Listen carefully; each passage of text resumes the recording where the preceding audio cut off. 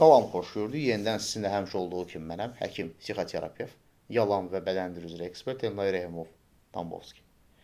Valideynlər uşaqlar lap erkən yaşda ikən onların üzərində kontrolları və söz sahibləri daha çox olur. Yeniyetməlik dövründə azalmağa başlayır, gənclik dövründə müəyyən bir ölçüdə azalır, yetişkinlik dövründə isə artıq yetkinlik dövrü deyirik biz ona. Demək olar ki, heç kontrolları və söz sahiblikləri qalmır. Bəzi hallarda, istisnai hallarda müəyyən təsirləri qalır.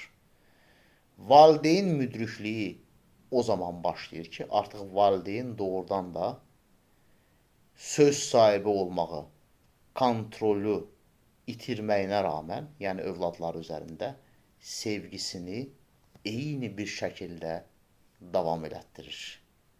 Artıq övladlarının böyümüş olduqlarını dərk edirlər və əsasən də onları şəxsiyyət olaraq qəbul edirlər.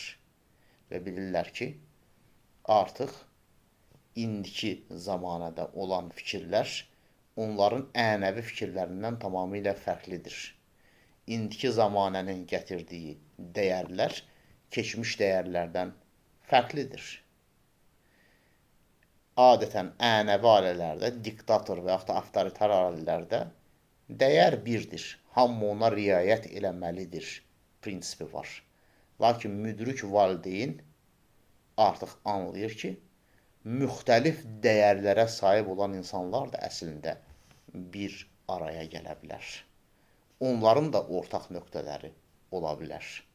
Əsas məsələ onların ortaq nöqtələrini tapmaq və birlikdə hərəkət edə bilmə qabiliyyətidir.